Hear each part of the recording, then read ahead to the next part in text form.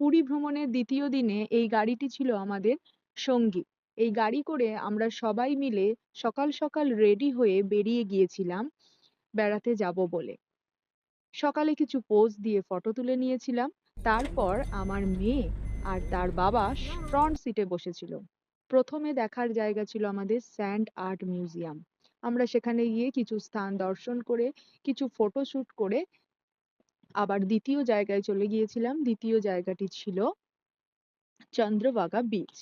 সেখানে সবাই মিলে কিছু ফটো তুলে নিলাম। ১ম এই যে ফটোটা দেখছেন সেটা হচ্ছে শ্বশুর জামাইয়ের ফটো।